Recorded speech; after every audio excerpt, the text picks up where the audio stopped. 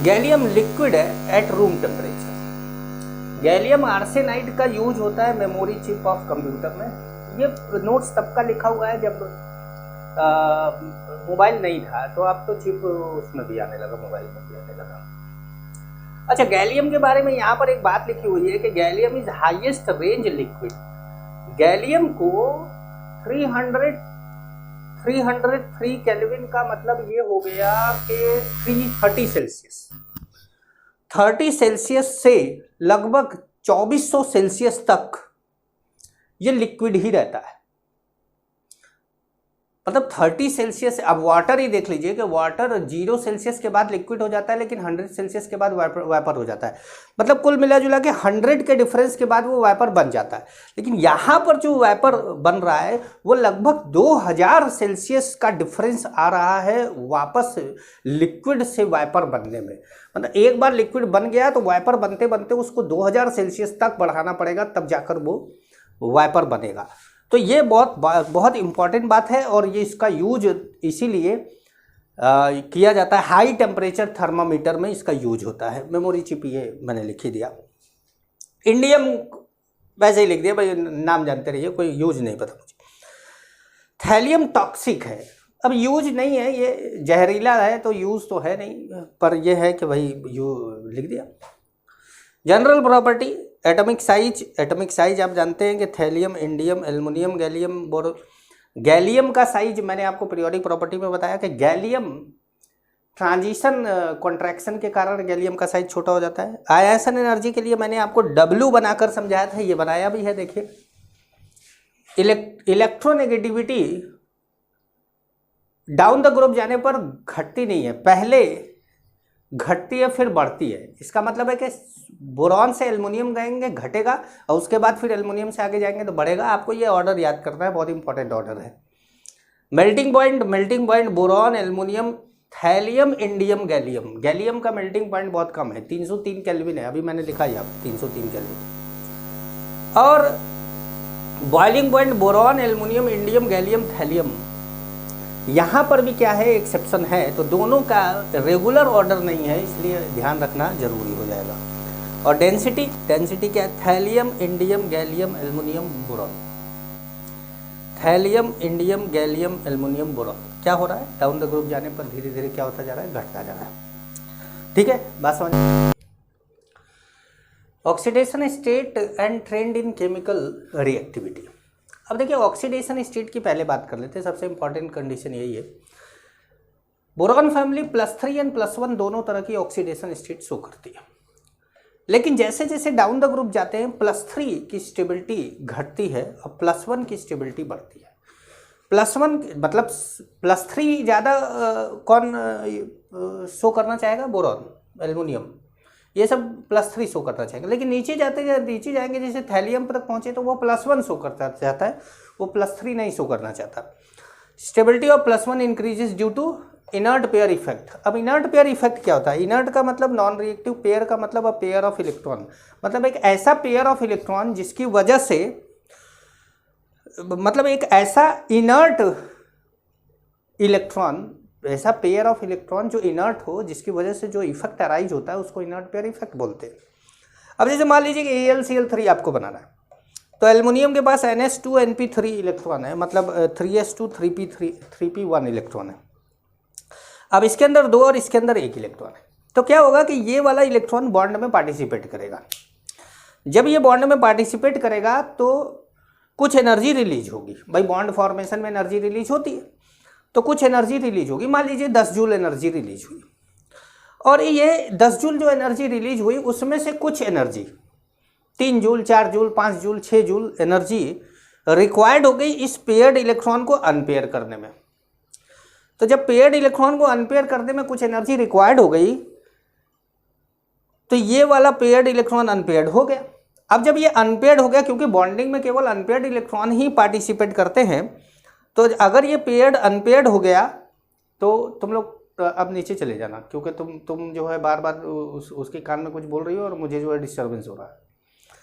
हाँ, मेरा ध्यान उस तरफ जा रहा है ना।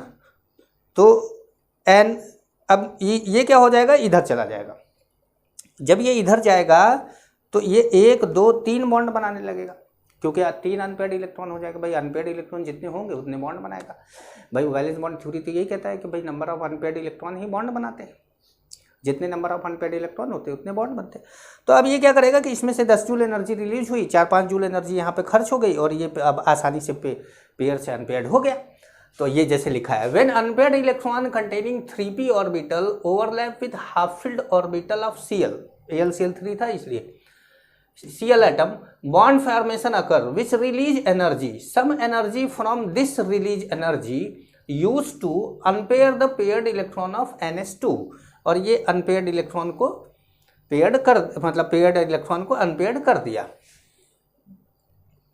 ऐसे बना दिया। अब ये क्या करेगा, अब ये 3 बॉन्ड बना सकता है। Now it can make 3 bond and its oxidation number is +3, but on moving down the group, लेकिन जैसे जैसे हम डाउन द ग्रुप जाते हैं, ये जो एक इलेक्ट्रॉन है इसकी एनर्जी, बॉन्ड फॉर्मेशन की एनर्जी घटने लगती है। मतलब जैसे पहले 10 जूल एनर्जी रिलीज कर रहा था, तो नीचे जाते हैं तो 8 जूल रिलीज करने लगता है, फिर 5 जूल रिलीज करने लगता है, फिर 2 जूल रिलीज करने लगता है, फिर 1 जूल रिलीज करने लगता है। मतलब ये एनर्जी कम रिलीज। अब जैसे मान लीजिए कि थैलियम में ये 1 जूल एनर्जी रिलीज किया और इसको 2 जूल एनर्जी चाहिए पेयर्ड को अनपेयर्ड करने में, तो भाई ये रिलीज एनर्जी सफिशियंट नहीं है। और जब सफिशियंट नहीं है तो ये पेयर क्या होगा, अनपेयर्ड नहीं होगा।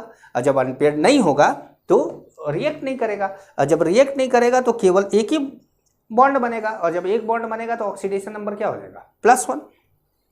तो ऐसा नहीं कि इनर्ट पेयर इफेक्ट केवल थैलियम शो कर रहा है। जैसे कार्बन फैमिली में सब +4 ऑक्सीडेशन स्टेट शो करते हैं। तो कार्बन फैमिली में क्या होता है कि जैसे कार्बन फैमिली है, तो कार्बन शो करता है भाई 2s2 2p2 है। तो कार्बन में तो यहां पर 2 इलेक्ट्रॉन है और यहां पर 2 इलेक्ट्रॉन है। जब ये 2 इलेक्ट्रॉन पार्टिसिपेट करते हैं बॉन्ड में, एनर्जी रिलीज होती है। जो भी एनर्जी रिलीज होती है उसमें से कुछ एनर्जी खर्च होकर इसको पेयर को अनपेयर कर देता है। लेकिन जब हम लेड पे पहुंचते हैं तो उसकी एनर्जी इतनी सफिशिएंट नहीं होती है। वहां पर भी ये है, वहां पर भी इलेक्ट्रॉनिक कॉन्फ़िगरेशन ऐसे ही है, सॉरी ये ऐसे, वहां पर भी ऐसे ही, लेकिन ये एनर्जी जो रिलीज हो रही है ये सफिशिएंट नहीं है इसको अनपेयर करने में। तो वहां पर जैसे यहाँ पर +4 शो कर रहा है तो ये क्या कर शो करने लगता है, +2। जैसे हम नाइट्रोजन फैमिली की बात करें तो नाइट्रोजन फैमिली क्या करते हैं कि भाई नाइट्रोजन में यहाँ पर 2 और यहाँ पर क्या हो जाता है 3, ठीक है। तो नाइट्रोजन +5 ऑक्सीडेशन स्टेट शो कर लेता है। लेकिन आप ये बोलेंगे कि सर +5 ऑक्सीडेशन स्टेट ये कैसे शो करता है, क्योंकि ये 5 बॉन्ड तो बनाता नहीं। नहीं, 5 बॉन्ड नहीं बनाता, 5 बॉन्ड नहीं बनाता, ये मुझे भी पता है। लेकिन ये 5 इलेक्ट्रॉन डोनेट कर सकता है किसी को। नाइट्रोजन का केस ये है कि 5 इलेक्ट्रॉन डोनेट कर सकता है। यहाँ पर बॉन्ड तो ये मैक्सिमम 4 ही बनाता है, 3 बॉन्ड ऐसे और एक जो है कोऑर्डिनेट से। लेकिन 5 इलेक्ट्रॉन डोनेट करने के लिए जब बिस्मथ के पास जाते हैं तो बिस्मथ क्या करता है कि +3 ऑक्सीडेशन स्टेट शो करने लगता है, क्योंकि ये जो एनर्जी रिलीज हो रही है यहाँ पर डोनेशन के लिए भी पहले अनपेयर करा जाता है, तब डोनेट किया जाता है, तो वो हो नहीं पाता है। तो कहने का मतलब ये है कि जब आप बोरॉन फैमिली की बात करेंगे, boron, aluminium, gallium, indium, thallium, या carbon, silicon, germanium, tin, lead, या nitrogen, phosphorus, As, arsenic, Sb, antimony, bismuth, ठीक है। तो ये शो कर रहा है +3, ये शो कर रहा है +4, ये शो कर रहा है +5, लेकिन ये 2 यूनिट कम शो कर रहा है। क्या शो कर रहा है, +3। ये क्या शो कर रहा है, +2। ये क्या शो कर रहा है, +1। 2 यूनिट कम हो जा रहा है। जैसे +3 से +1 आ जा रहा है, क्यों, ड्यू टू आप बोलेंगे इनर्ट पेयर इफेक्ट। +4 से +2 due to inert pair effect. +5 से +3 due to inert pair effect. बात समझ में, तुम लोग को भी समझ में आ गया। 5th में इनर्ट पेयर इफेक्ट कहाँ आता है? तो इनर्ट पेयर इफेक्ट है, तो तुम लोग भी इनर्ट पेयर इफेक्ट समझ ही लो, चलो काम आएगा भविष्य में, क्योंकि तुम लोग को पढ़ना लिखना है नहीं, दिन भर बैग घूमते रहते हो इधर उधर उधर इधर।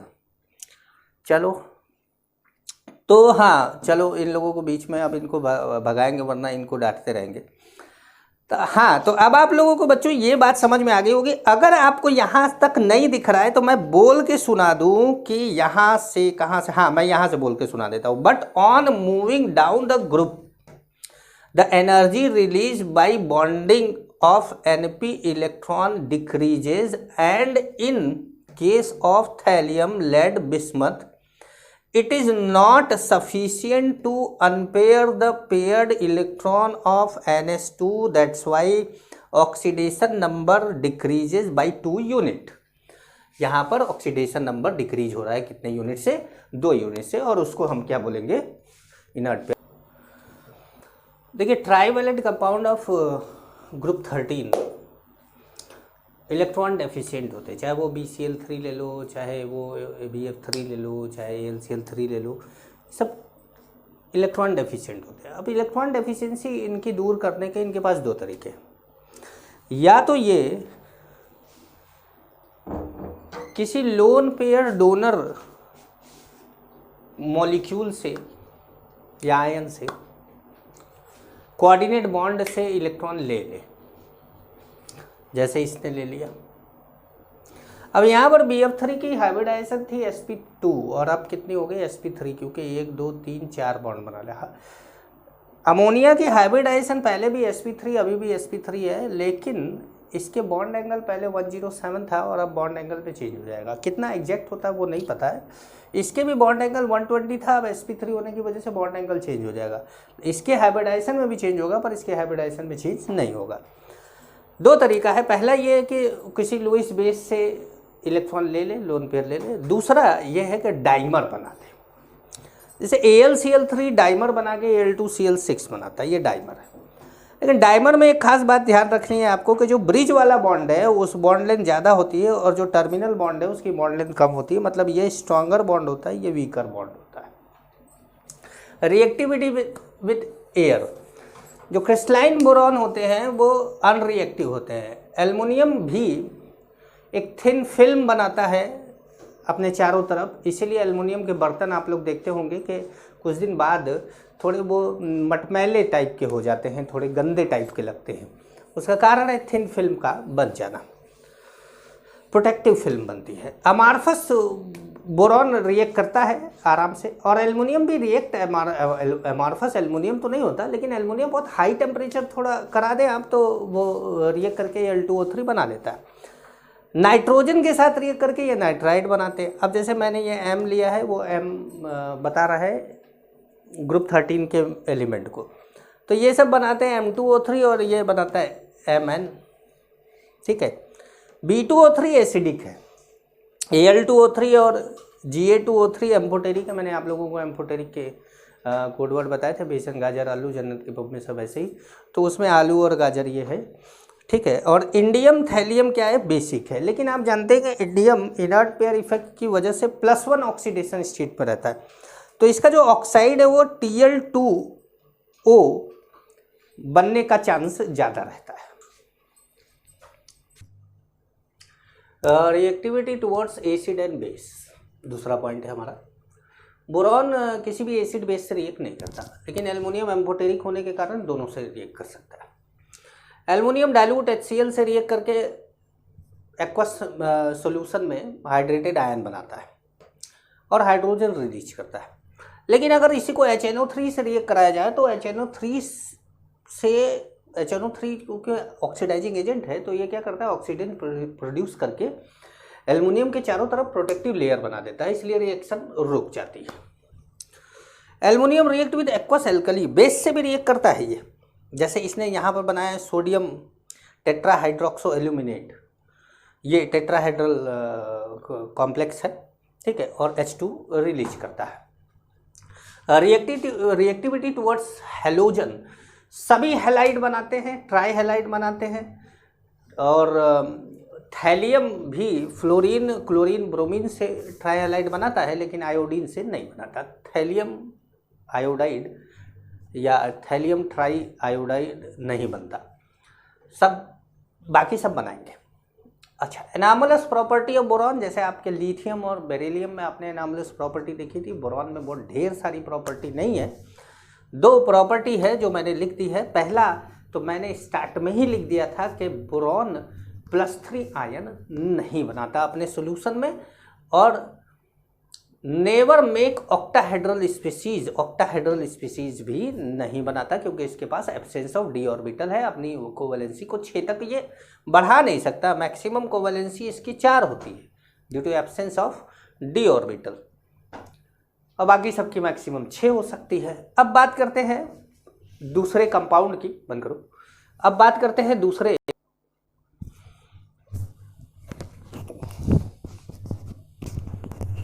अब देखिए क्या है कि कुछ इंपॉर्टेंट कंपाउंड की बात करते हैं बोरॉन के। सबसे पहले बोरेक्स को Na2B4O7.10H2O बोला जाता है। इसका जो करेक्ट फार्मूला है वो Na2B4O5OH4.8H2O है। It contains tetra nuclear unit of B4O5OH4 -। It is a white crystalline solid, ध्यान रखिएगा। अच्छा, इसको याद कर रट्टा मान लीजिएगा इसको, ठीक है। It dissolve in water to give alkaline solution. जैसे ये बोरेक्स को आप पानी में डालते हैं NaOH बनाता है। ये ऑर्थोबोरिक एसिड है H3BO3, लेकिन वीक एसिड है इसलिए मेनली एल्कलाइन हो जाता है। On heating borax first loses water and swell up. जैसे जलेबी, केक स्वेल अप कर जाते हैं, वैसे जलेबी को आप पानी में डालते हैं, जब मैदे को पानी में डालते हैं तो जलेबी फूल जाती है। क्यों फूल जाती है? क्योंकि उसके अंदर जो पानी डाला गया है वो उड़ जाता है। पोर्स बना के उड़ता है, तो पोर्स जब बनाता है तो वो फैलने लगता है। खैर छोड़ो, आपको कौन सा हलवाई बनना है। It turns into transparent liquid which solidified to glass like material known as borax bead. अब ये जो बोरेक्स बीड होता है, इसका बोरेक्स बीड टेस्ट भी होता है, लेकिन पहले बता लेते हैं। देखिए Na2B4O7.10H2O को जब आप गर्म करते हैं तो पहले ये पानी उड़ा देता है अपना और स्वेल अप कर जाता है। उसके बाद जब आप और गर्म करते हैं, अब जैसे आपको लगेगा कि सर डेल्टा का मतलब गर्म और ये डेल्टा का मतलब और गर्म, नहीं। अब और गर्म लिखने के लिए आप और हाई टेम्परेचर ऐसे करके लिख सकते हैं। डेल्टा का मतलब हर जगह पर गर्म करना होता है। जैसे यहाँ गर्म करना है, ये गर्म होके ये बना है तो यहाँ और गर्म हो गया। अब ये नहीं कि ये छोटा डेल्टा, ये बड़ा डेल्टा, या बहुत बड़ा डेल्टा। 5000 सेल्सियस टेम्परेचर बनाना है तो आप बोलोगे सर बोर्ड इतना बड़ा डेल्टा बनाएंगे। Na2B4O7 को जब आप गर्म करते हैं तो sodium metaborate and B2O3 boric anhydride बनाता है, सोडियम मेटाबोरेट। इन दोनों को मिला के बोरेक्स बीड बोलते हैं। जब when borax bead react with some transition metal, सभी ट्रांजिशन मेटल से रिएक्ट नहीं करता ये, then they impart characteristic colour. This reaction is known as borax bead test, ठीक है। अब जैसे आपको NCERT में दिया है COOB2O3 COBO2 ट्वाइस, इसको कोबाल्ट मेटाबोरेट बोलेंगे और वो ब्लू कलर का होता है। लेकिन मैंने बोरेक्स बीड में जितने भी एलिमेंट इन्वॉल्व होते हैं सबको लिख दिया है। ध्यान रखिएगा Na नहीं होता, आपको ऑप्शन Na ही देता है कि कौन नहीं है। तो ये याद रखिएगा कि ये कौन कौन सा किसका कलर होता है। अब बात करते हैं ऑर्थोबोरिक एसिड की।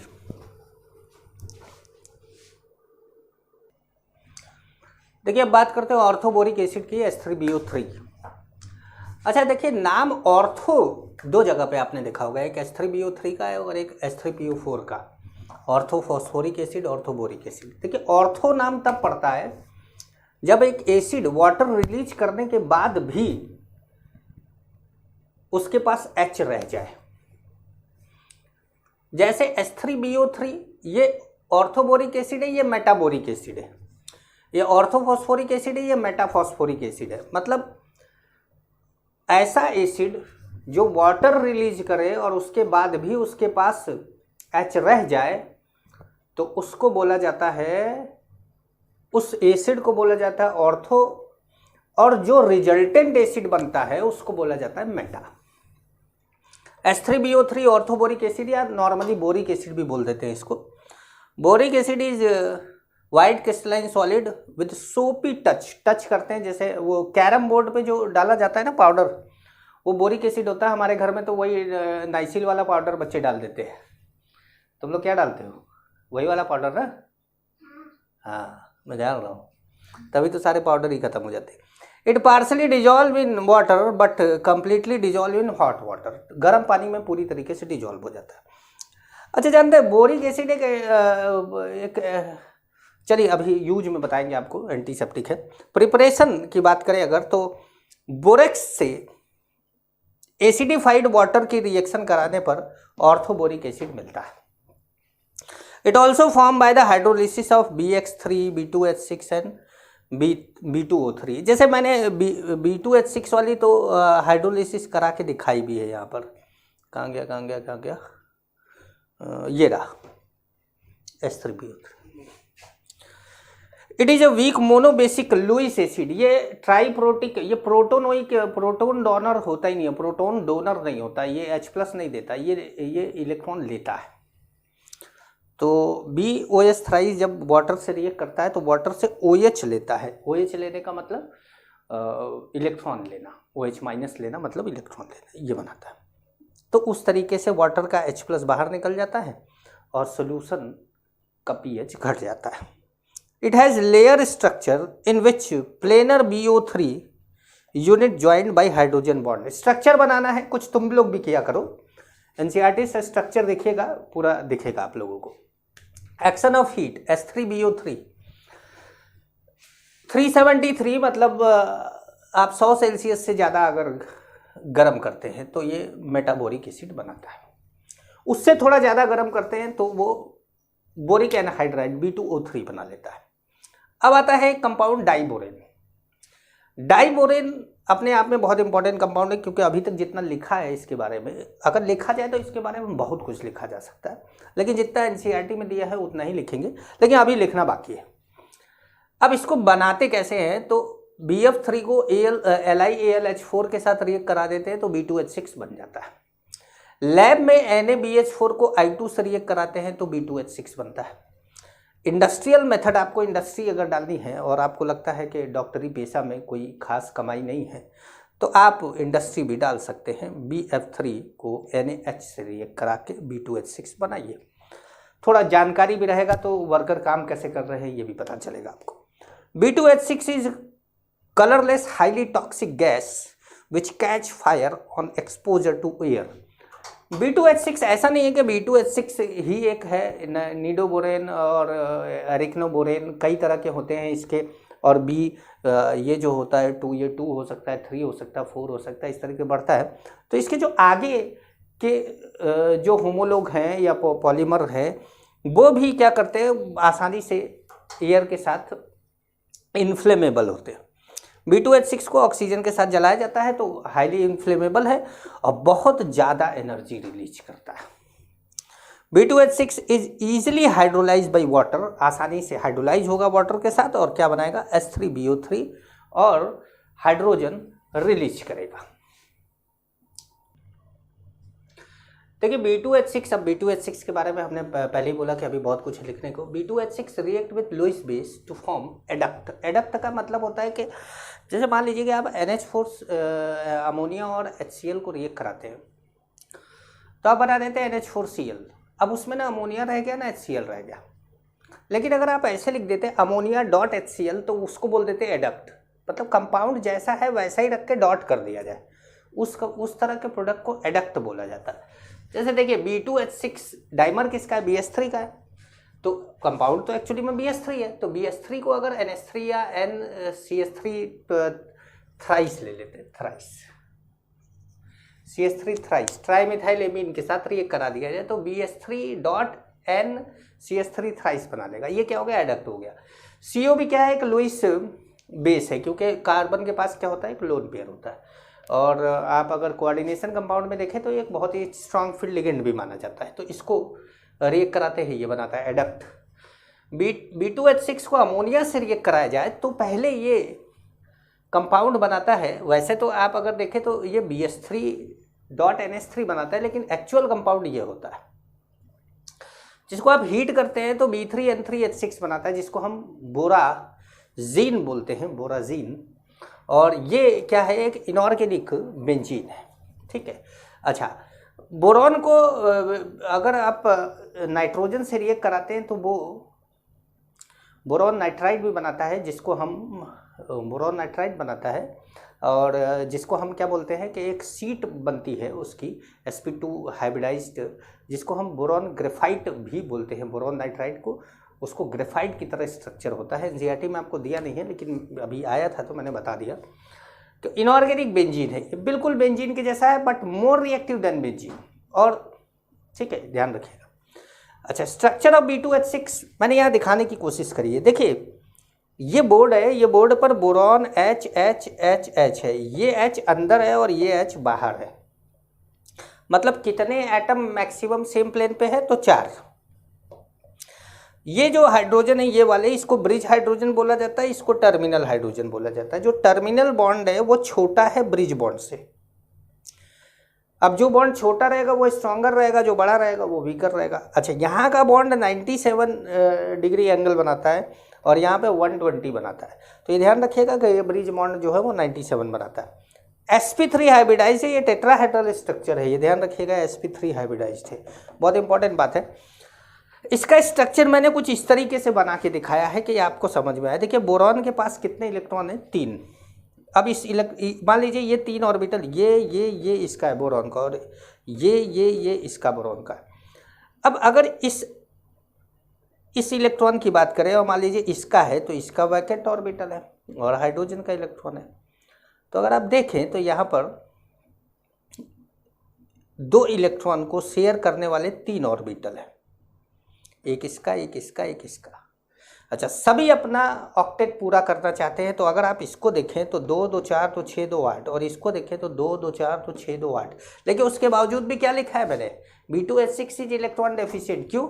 क्योंकि ये अपना ऑक्टेट पूरा नहीं कर पाता है, मोमेंटरली ऑक्टेट कंप्लीट है। और मोमेंटरली ऑक्टेट कंप्लीट होने का क्या मतलब है, जैसे मान लीजिए कि आप ट्रेन में जाते हैं 2 लोग और टिकट एक के पास है, टिकट एक के पास है, आपने टिकट दिखाया, जनरल का टिकट आप लोगों को, जब तुम्हारे एक के पास टिकट है तो तुम एसी में नहीं जा रहे थे, जनरल में ही जा रहे थे। तो जब तुम्हारे पास टिकट खरीदने का पैसा नहीं है, भाई स्टूडेंट हो सकता है कि पैसा ना हो, हम लोगों ने बहुत विदाउट टिकट सफ़र किया है। और मुझे लगता है कि मैंने जितना ट्रेन में सफ़र किया है अभी तक, उसमें ज़्यादातर विदाउट टिकट है।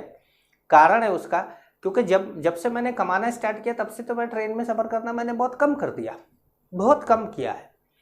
और पहले मैं ट्रेन में जाता था तो मैं टिकट ही नहीं लेता, मेरे पास पैसे नहीं रहते थे। तो मान लीजिए कि 2 लोगों में से एक ने टिकट लिया, एक ने नहीं लिया। एक का नाम है अंजलि और एक का नाम है सौम्या। दोनों में से दोनों लोगों ने टिकट, किसने टिकट लिया भाई? सौम्या तुम लोगी कि अंजलि? अच्छा मैं, चलो अच्छा, सौम्या ने टिकट ले लिया, ठीक है। तो अब मान लो कि टीटी सौम्या के पास आया तो सौम्या ने अपना टिकट दिखा दिया, फिर सौम्या ने धीरे से टिकट अंजलि को दे दिया। अब जब टीटी अंजलि के पास आया तो वही टिकट अंजलि ने भी दिखा दिया। टीटी को तो लगा दोनों के पास टिकट है, टीटी चला गया। लेकिन एक्चुअल में दोनों एक टिकट की कमी है। यही बात यहाँ पर हो रही है। देखिए, जब हम इस इलेक्ट्रॉन को इसका गिन रहे हैं तो उस समय इसका ऑक्टेट नहीं कंप्लीट है, और जब हम इसका गिन रहे हैं तो उस समय इसका ऑक्टेट नहीं कंप्लीट है। तो कहने का मतलब है कि they are momentarily complete their octet but they are still electron deficient. अच्छा, बनाना बॉन्ड की बड़ी डिमांड होती है, तो बनाना बॉन्ड भी बना के दिखा दिया कि बनाना बॉन्ड होता है। अच्छा, इसको जो ये इलेक्ट्रॉन है, आप देखिए यहाँ पे 2 इलेक्ट्रॉन है, लेकिन कितने ऑर्बिटल इन्वॉल्व हो रहे हैं? 3, इसलिए 3 इन्वॉल्व हो रहे हैं, तो इसको बोलते हैं 3C। 3C मतलब 3 सेंटर। इलेक्ट्रॉन कितना? 2। 3 सेंटर 2 इलेक्ट्रॉन बॉन्ड भी बोला जाता है इसको। टर्मिनल बॉन्ड जो होते हैं, terminal bond are stronger and shorter than bridge bond, ये बात हमने यहाँ बताई आपको। कुछ यूज की बात कर लेते हैं। H3BO3 जो होता है एक माइल्ड एंटीसेप्टिक है। आप लोगों ने अक्सर सुना होगा कि कीड़ा रेंग गया, जैसे उत्तर भारतीय इधर यूपी और बिहार के जो लोग हैं, एमपी यूपी बिहार इधर के जो लोग हैं, वो लोग अक्सर रात को सोते हैं, घाव कुछ हो जाता है, मान लीजिए एलर्जी के कारण कुछ ऐसा होता है, गर्म खास करके गर्मी के दिनों में ऐसा होता है, लेकिन लोग बोलते कीड़ा रेंग गया। चलिए मान लीजिए कीड़ा ही रेंग गया, तो आप क्या करें कि बोरिक एसिड मार्केट से लेकर आए, 10 रुपये का पैकेट आता है, उसको हल्का सा पानी में डालें, पेस्ट की तरह बनाएं और उस पर लगा लें। जो रात को सोते समय लगा लें, सवेरे उठेंगे आपका वो काफ़ी मुरझा चुका होगा, वो जो भी घाव हुआ है, 2-3 बार लगाएंगे ठीक हो जाएगा। तो एक अच्छा एंटीसेप्टिक है। मैंने बहुत सस्ती दवा पाई है इसमें, और बल्कि मैं कई स्किन स्पेशलिस्ट को दिखा चुका था, तो वो लोग लंबी चौड़ी लिस्ट बनाकर दवा दे देते थे, उसका कोई फ़ायदा नहीं था। अच्छा, बोरॉन फाइबर, आप लोग नाराज़ मत होइएगा, आप लोग डॉक्टर हैं, लेकिन सस्ती दवाइयाँ दीजिए ताकि देश का भला हो, गरीबों का भला हो। ये नहीं कि खाली जो है लंबा चौड़ा बिल बना के दे दिए जो तुम समझ पाओ, और एक जो है जिसके पास तुम भेज रहे हो वो समझ पाए, बीच में जो ले जा रहा है उसको कुछ ना समझ में आए, उसकी जेब से खाली पैसा जाए। और आजकल तो दवाई देने के लिए जो मेडिकल स्टोर पे पहले टोकरी उठाता है कि भाई इतना टोकरी उठा के उसमें झौवा भर दवाई रख देता है। ये तरह की दवाई, इतना दवाई लेकर आना कैसे यार। Boron fibre use to make bullet proof vest, अब चाहे कांच बना लो, चाहे जैकेट बनाओ, चाहे जो बना लो, and aircraft material. Borax and boric acid uses in glass industry. Uses में आप चाहें तो एक बार NCERT से देख भी सकते हैं, मैंने 3-4 यूज इसके बहुत इंपॉर्टेंट जो थे वो लिखे हैं। ठीक है, तो अगले चैप्टर में आपसे मिलते हैं कार्बन फैमिली में, तब तक के लिए नमस्कार।